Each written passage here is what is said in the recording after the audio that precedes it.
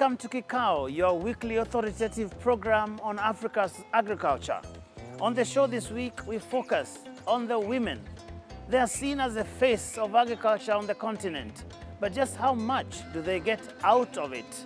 My name is Joe Ageyo, and in a short while, we'll be speaking to a panel of experts to tell us exactly what Africa's agriculture has to offer for the women. But first, the scene setter. All our young women should be involved directly in agriculture, and we don't allow them to just work for us like our ancestors used to do.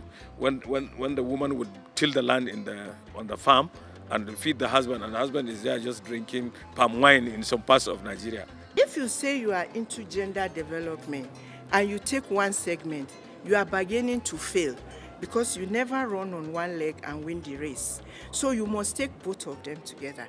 So today, men and women are doing business together. There are tremendous inequities right now in terms of resource use and market access. Women play a very important role in sub-Saharan Africa's agriculture, yet their access to modern tools, modern inputs, and their capacity to take decisions in terms of agricultural decisions is very low at the moment. Most often they are marginalized groups with very limited access, although they play a critical role in terms of food security and nutritional security at the household level and at the community level. I think it's all about strategy and rethinking. If you don't add sense and value to whatever intervention you are doing, it doesn't give the desired result. When it comes to wanting to integrate them in the development space, then it has to be a very deliberate and targeted effort by every stakeholder appreciating a woman as a partner in development. Without empowering women, we cannot make agricultural transformation real and inclusive. And wherever we have not done that in some of the continents, there have been cascading downside effects of that. So empowering women requires a much more gender disaggregated approach. We need to consider the voices and the opinions and the aspirations of women in multiple stages of value chain, not just at the terms of inputs and farm management, but also decision making at the household level and community level and the national levels. I always like to start from the point where I think it's high time we don't see women as beneficiaries of development. They need to be seen as partners in development. Only then can we appreciate their efforts. Involve them much more in terms of post-harvest processing and value chain development, and make them more financially independent, and provide them the resources, especially financial resources, to women to make them shift from this subsistence-oriented farming towards market-oriented farming. If you support one segment and you don't support the other, I don't see it as a complete development, and that is not what Africa needs. Let's now join Dr. Canisius Kanangire, the Executive Director of AATF, as he engages a panel of those who would know what ought to be the place of the African woman in agriculture.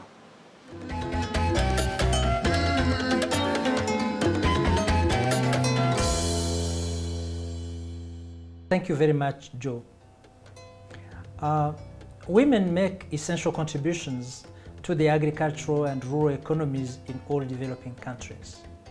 Their role varies considerably between and within regions and are changing rapidly in many parts of the world where economic and social forces are transforming the agricultural sector. Rural women often manage complex households and pursue multiple livelihood methods. According to a 2015 AfDB report, an average of 62% of economically active women in Africa work in agriculture and play a key role in food production and provision for their households. However, these female farmers produce less than their male counterparts because they own less than 2% of the world's land, with a mere 10% of agricultural credit access.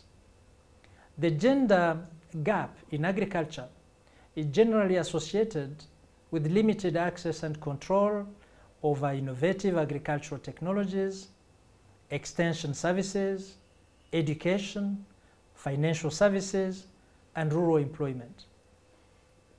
Women also have limited participation in agricultural research and development policies, interventions, and decision-making, and are underrepresented in outstanding farmers' organizations. On this week's episode of KIKAO, we examine the crucial role played by women in agriculture and how Africa can unlock their untapped potential to boost food production. My name is Dr. Canisius Kanangire. I'm the Executive Director of AATF, and on my distinguished panel this week, I have a renowned academic and practitioner, Professor Ruth Oniang'o, who is the founder, Rural Outreach Program, Africa, and 2017 recipient of Africa Food Prize. And Mashumba Ruramiso, CEO and founder, Nandi Africa. You are welcome. Mm-hmm. Thank you. I think what I have just said is not enough to really tell who you are and what you are doing currently. May you please take a few seconds and tell us what, beyond the food price and the being an academic, a practitioner in agriculture, who you are currently in this theme we are developing today. CEO of Nandi, but what are you doing? Who are you for us today in this KIKAO? Let me start with Professor. Right now I'm running for parliament. Our constituency, Buteres in Western Kenya. We wish you very good. Yes, yeah, I was there before, 15 years ago as a nominated member. And I really took on the issue of agriculture and food. And we passed some legislation, some acts. We even had the Right to Food Act passed. But for some reason, it was never executed. So my NGO right now, Rural Outreach Africa, with German funding, we are trying this out to put it into practice in one county of Vihiga in Western Kenya. So my whole life really has been around food, even as a mother and as a grandmother now. Food for me is the first medicine. Food for me is the most basic human right. Yes. If you can't have food, then there's nothing you're talking about. Yes. You can't talk about development. And the reason why I prefer to focus on women is that, you know, we are the ones who worry about what everybody is going to eat. But we are forgotten completely.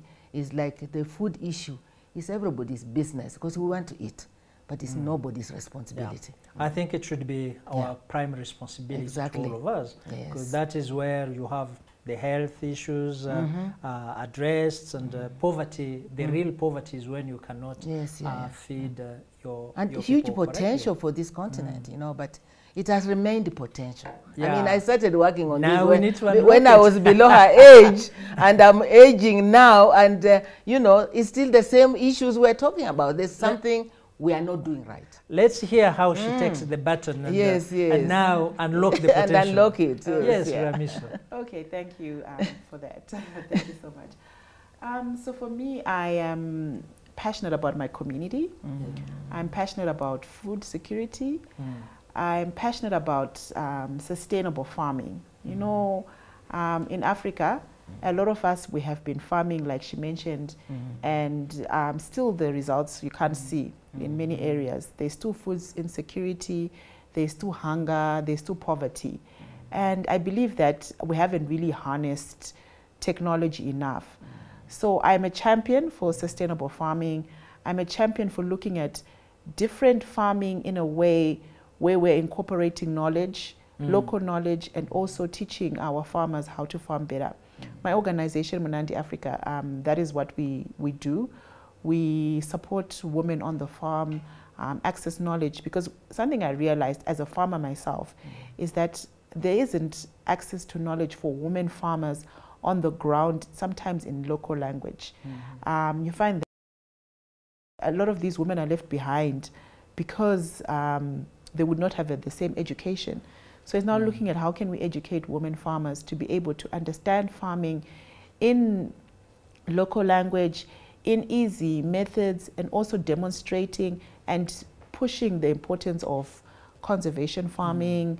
This is also using of no-till equipment, the importance of even like right now, like you mentioned, we are going through so many challenges, some of them geopolitical, where even fertilizer prices are triple. What other methods are there that we can use in order for us to still remain sustainable? I think that is very interesting. We need to be concerned about food and make sure that food is available for our people, and we cannot produce it if we don't look at the method to produce sustainably and also use knowledge and technology. I think it is very good. Now let's come to the African landscape.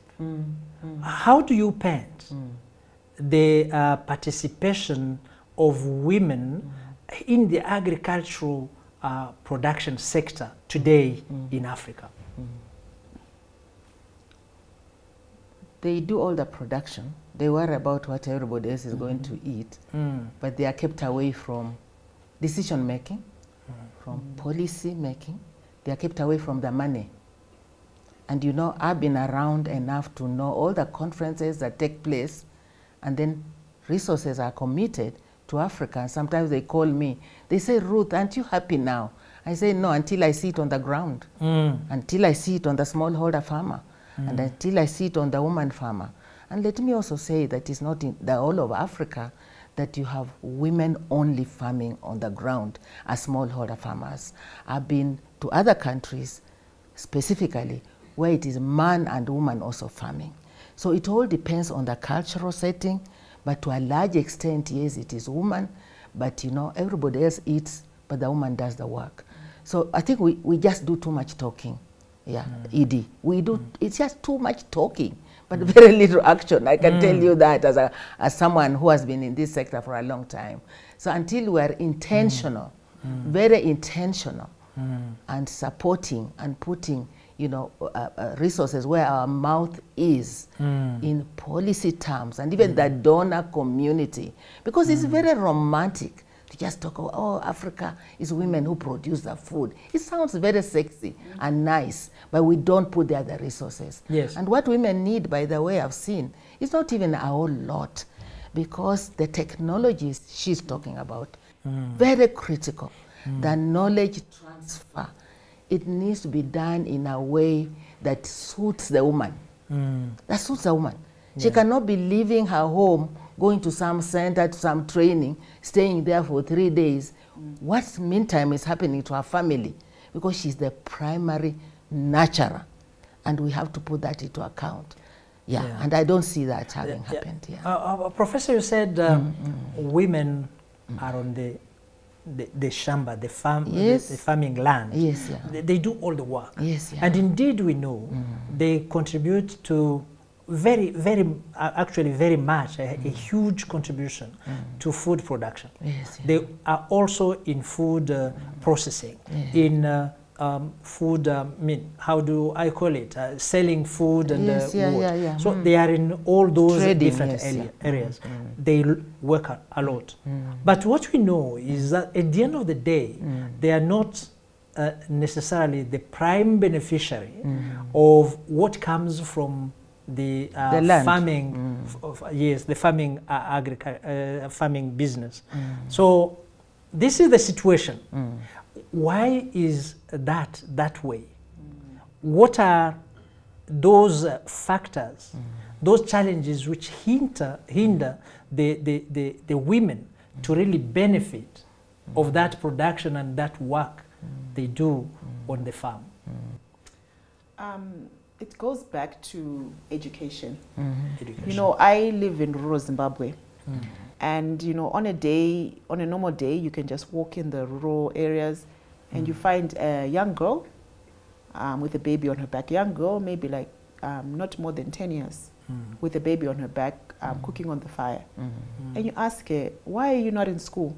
And she says, I can't go to school because my parents, they're working on the fields. So I am the one who has to remain at home with the children. Yes. So already we're marginalized in terms of education. So the girl child is not going to school, while the boy child might be going to school. And then it starts there, and then at a tender age, she's getting married at 14 years of age. Already, she's already seen as she can't contribute much. So I think we need to address from infancy level to say, how do we make sure that our girl child remains in school?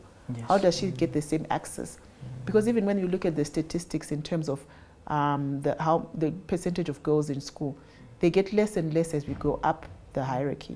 For myself, I find myself as a farmer, I am attending meetings for policy, for different things, and I find sometimes in the room, I'm the only woman. So something is wrong. So until we start making sure that we have more women on the table, and we see it as normal. You know, like in our culture, I remember like just having a conversation with as a young person myself, even my other young farmers who are men, when we're having conversation, they still feel that there's nothing wrong. So until we say to ourselves, there is something wrong.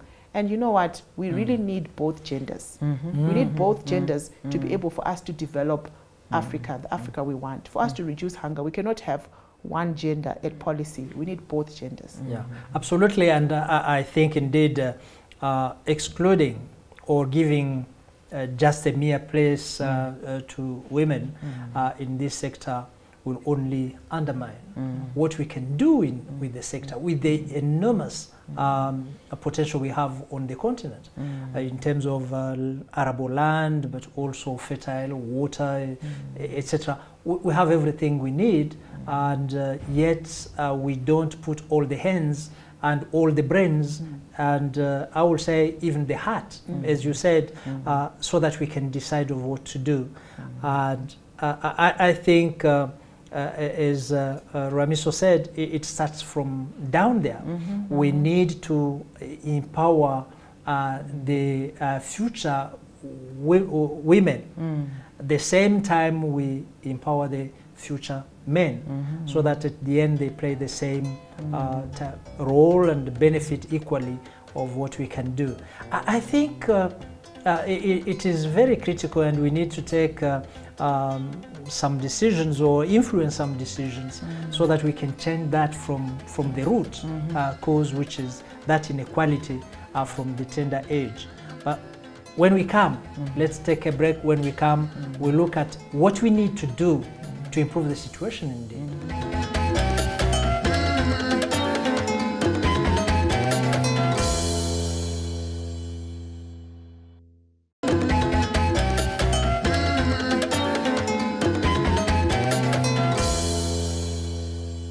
Welcome back to the KIKAO session.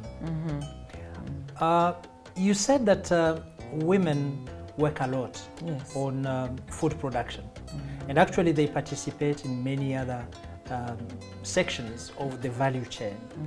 But we also read in the report, AfDB report, that women don't benefit much of their work on in the agricultural sector.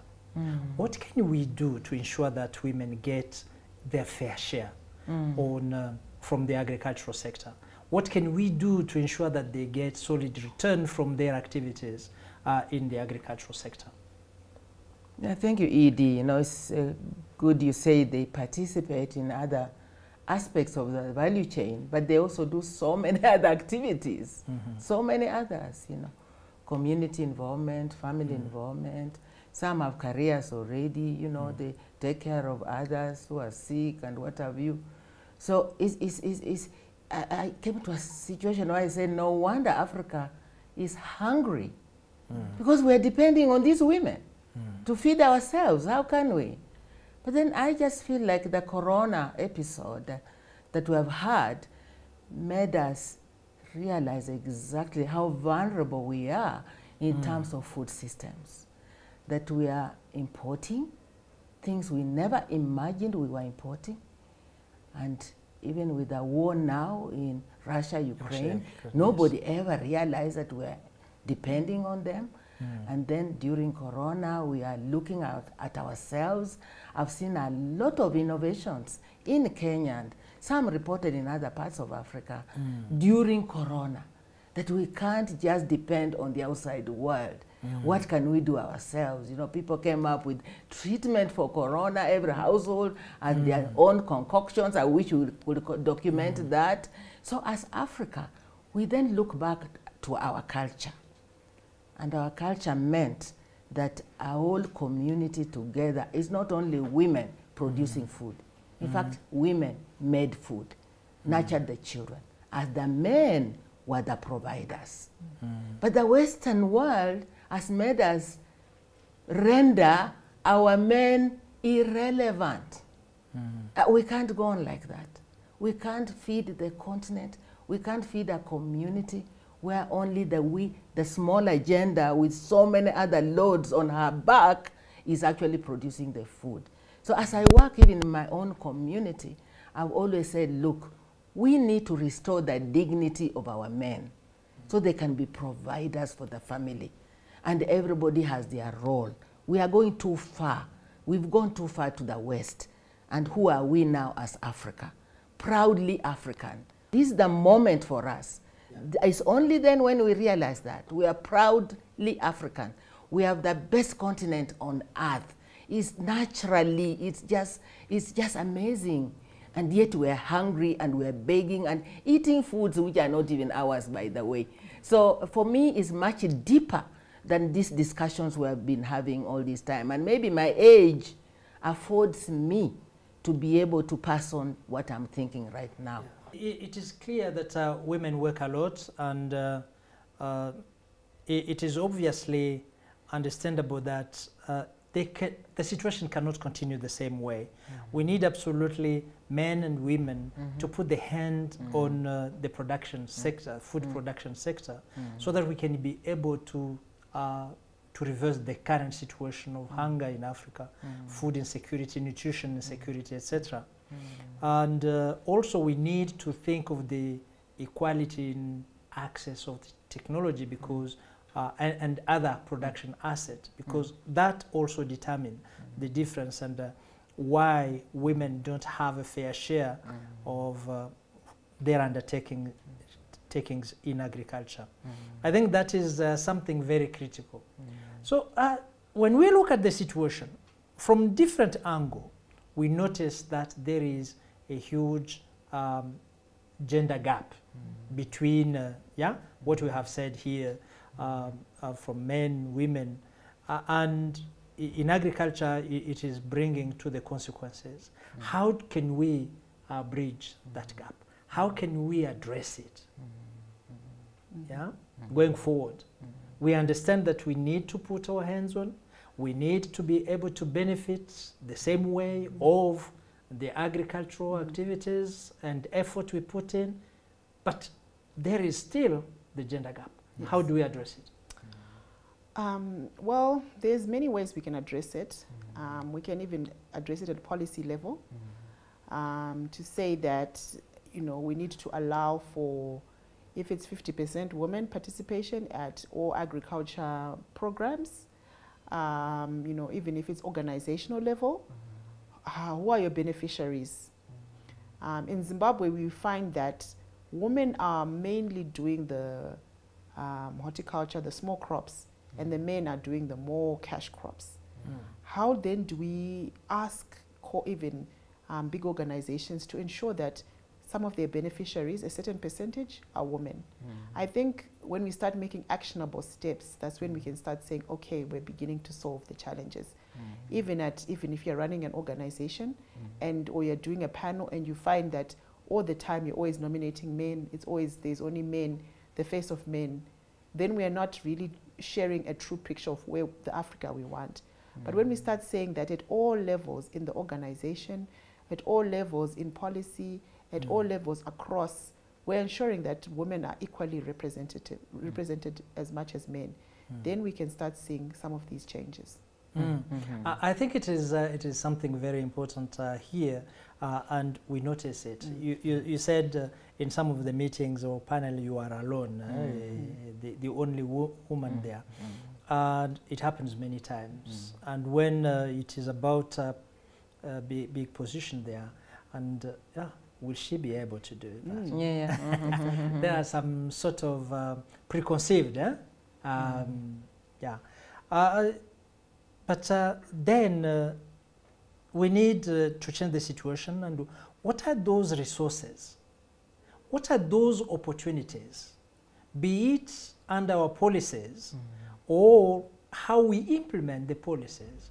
What are those opportunities that we need to give to women so that we can really transform agriculture and be able to feed our communities and to stop the current state of hunger on the continent? I must say things are different in Kenya right now because we worked on a new constitution.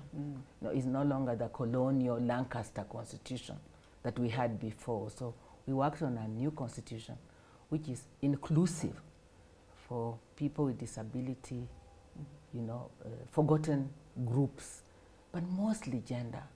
And it's like it's just happening organically. We've had policies, some of them not implemented by male parliaments, male-dominated parliaments. But in the Constitution, it actually says, sitting here, at least 1/3 gender. I was part of that constitution making. So we are in at the painful stage of trying to implement what we can implement. And for the first time, for this election, we are seeing a lot of women actually standing for office. So once you make it political will driven, then you see things start to happen everywhere organically, and you don't have to force it. Of course, within some of the cultures, they'll say, no, we can never have a woman. We still have that, you know, but it's something that has to be in the ethos of the community, of the country, and everybody is thinking of it. And I found myself personally that when men start pushing for it, and we need more women. And I've seen a woman do this. We have daughters. I want my daughter to feel like she can go wherever she wants to go. She can be anything. Actually, when one research was done of those of us women who had made it, and it was found that it was mostly fathers driving their daughters. How can you educate them? You see they are bright, they are brilliant. Then where do they go after that? So we are seeing those changes come. In some places, they are maybe slow.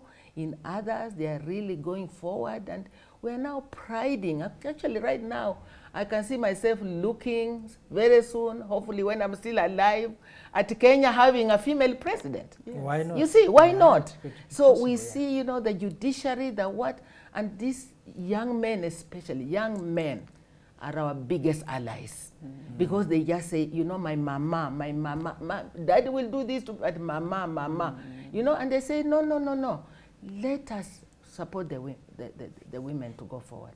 So I think we need to look at our strategic allies and our young men. Some of them unemployed, some of them have no marriages, some of them are what? They're saying for a change. We've had independence for so long. Let's see how women will do it. Let's give them a chance. We know it will really bring fruits here. So we have to be intentional when it comes to policy. We have to execute, not just talking about it, not just writing it properly. And that, for me, I think even for a family, we have to approach it from a family standpoint. A family standpoint. Let's go back to family. It's not just gender, what. I like it when I see these young men, especially walking around carrying babies. Yes, you know? As many of them are actually babysitting as their women work, because the women are the ones with the job. It was a shame to have a baby. Yes, to have baby as a young man, and that you just see beginning to work and have discussions about it and just be free about it. I think all is about the change of mindset. Yes, we need to change and be convinced and really convinced that women can do what men can do. Yes, yeah. It is about giving them the opportunity, equal opportunity to get the capability of doing it in terms of education and in terms of accessing the positions which will enable them to use the capability that they have. So decision making, I mean policy development, decision on even on grassroots level, so that they take the position and also take the position on the table when the return is being shared. Yes, because that is where I think also the imbalance comes in. So, and as you say, it is not about women only to transform the current situation. It is about women and men to transform the situation. If we don't take a decisive step to change it, it will never happen. We need to know that our daughters are also, I mean, endowed with potential, the same our sons are. And if we give them the opportunity to enrich them with knowledge and technologies, then I think the change will happen, not only at family level, but also at the country and continent level. That's true. Yeah, That's true. I think let's take a break, and when we come, we talk over other things and compare what we are doing to what the world is doing. Yeah, surely.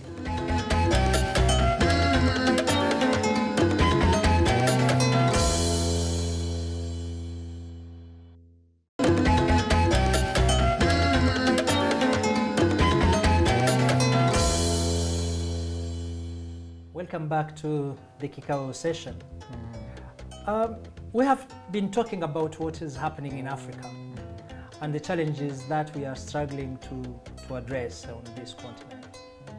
Do you have some success stories from which we can learn, borrow and live, which can emulate the transformation of how gender participation, women participation particularly, in agriculture? Do you have those? I'm sure you do. Let's start, All right. Yeah, Ramiso. Well, there are certain countries, you know, that are really showing milestones of women leadership. I can give here in Africa, there's Rwanda, like your country. I'm very inspired when I see the lady, Dr. Agnes from Agra. Yes. And also your Minister of Agriculture, who was a lady. Yes. So I think they show us that, you know, women in agriculture can be at the top level. So for me, that's a vision. And when I saw that, I was really encouraged because I had never seen it before in my communities. And when I look at best practices, we also look at other countries in Europe where they have really realized even the role of a woman is very important. I look at countries like Sweden, where they've actually allowed women to, or even the woman from the Prime Minister of Australia, who was on a panel with a baby. You know, some women were marginalized at childbearing age. Yeah? Yes, New Zealand. At childbearing age, we're no longer able to participate because, you know, you can't come to a panel because you've got a small baby. But we're seeing some of these best practices that it's okay to have a small baby in parliament. It's okay if you're on a panel, or some organizations, they allow for you to travel with a small child. We're also seeing policies allowing women to come to work early, or to have longer maternity, or to work online. I think there's lots of practices we can do to make sure that we do not lose our female gender in being productive and being able to contribute, especially during childbearing ages. Absolutely, I think we need those policies and implement them. Yes. Because I have seen that in many country policies, they have very good statement on gender mainstreaming in agriculture and other sectors. But when it comes to implementation, something goes wrong. I think we need to have good policies, have them implemented in that way. And that is how you can reap the benefit of having women also in those key positions. And the example you gave is very loud in showing the benefit we can get when there is a balance in the participation in the decision making and all other sections. I think it is very important. What would be the role of access to technology? Yeah? Because in many countries, I remember African countries, the sub-Saharan African countries, when they see a lady on a tractor, for example, ooh, that lady is on a tractor. You know, everybody knows. Even just driving, that lady is driving, right? And then the other technologies also they make, they come very slowly into that. And they could change the way we do business in agriculture. What would be the role of agriculture in unlocking those potentials we are talking about through the gender? A lot. I mean, it goes even further than that. As I did research in an agricultural environment, one time I learned in that community, if a woman passed by and you came and asked this person, a man standing here, did you see anybody pass here? They will say, no, nobody passed here.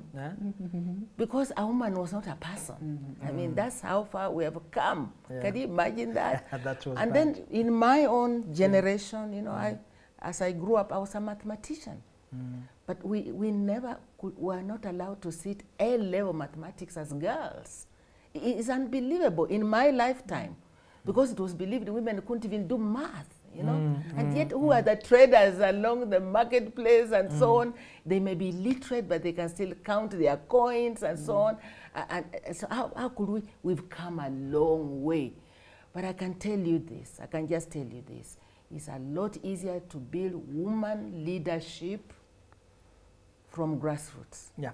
Those women at the grassroots level are the ones who really carry the communities, who carry the villages, who nurture the children, who nurture the men. Yes. In my own time, we've done research where we just take women, take them away, you negotiate with their spouses. We want to take mamas away for 3 weeks. Absolutely. You find the home almost gone.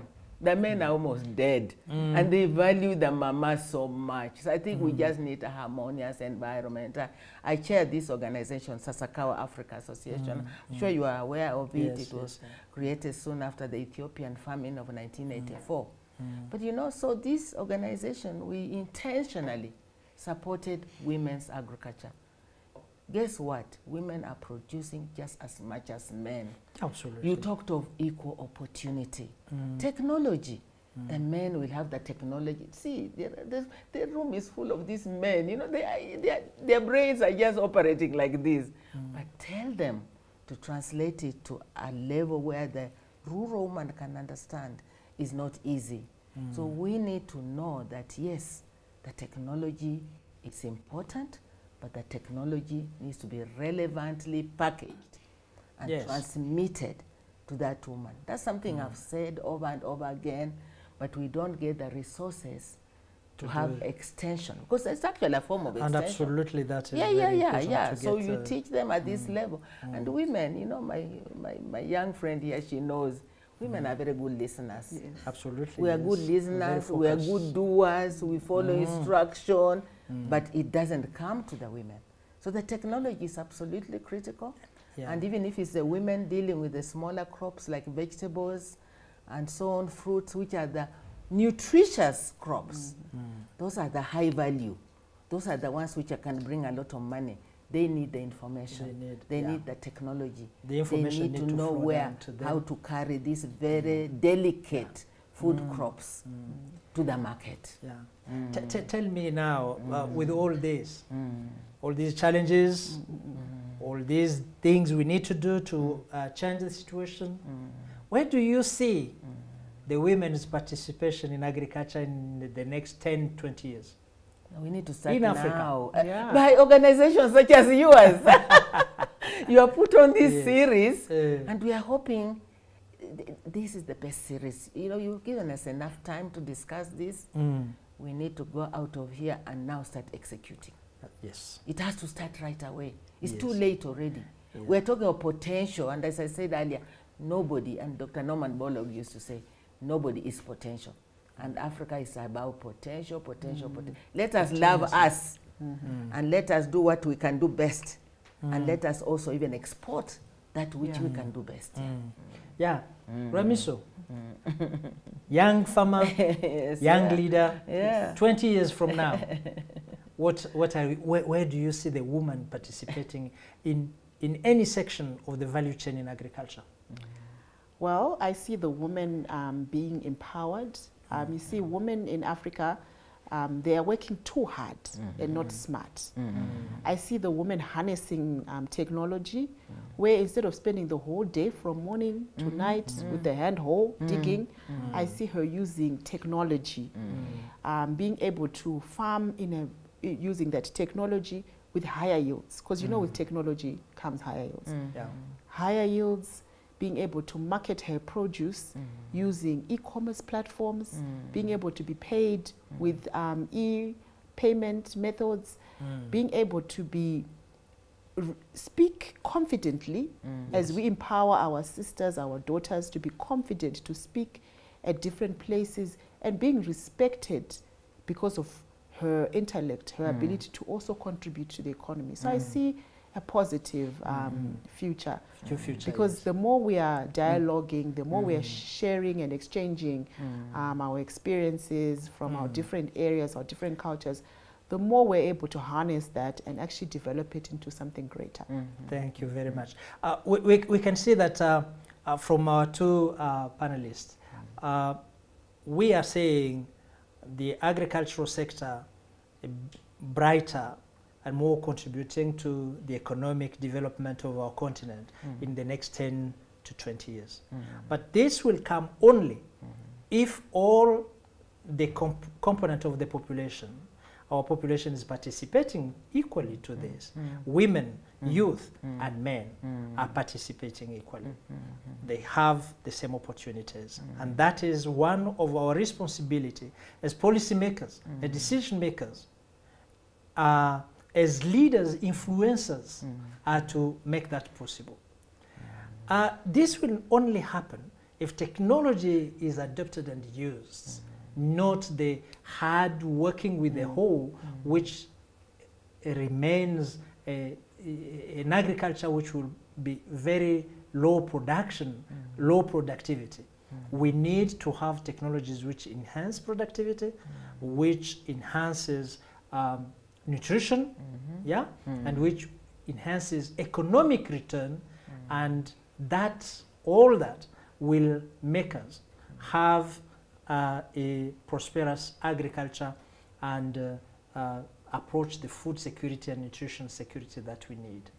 But the onus is also on men, and mainly on men, to have this changed from just the root level, where we educate our children, we empower them, we give them self-confidence so that they can also participate fully and tell their ideas and think and share their thoughts to change and transform agriculture sector, nutrition sector, economic sector in the continent.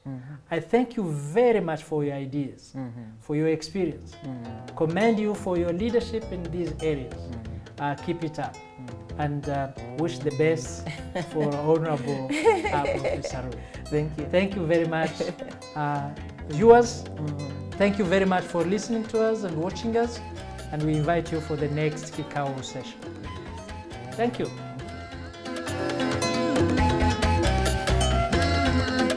Yes, the verdict is out. Africa's women are making a significant contribution to Africa's agriculture and food security, but there is still a lot of ground to cover in creating an enabling environment for them. Until next time, this has been your show, KIKAO. Don't forget to join us next time. My name is Joe Ageo.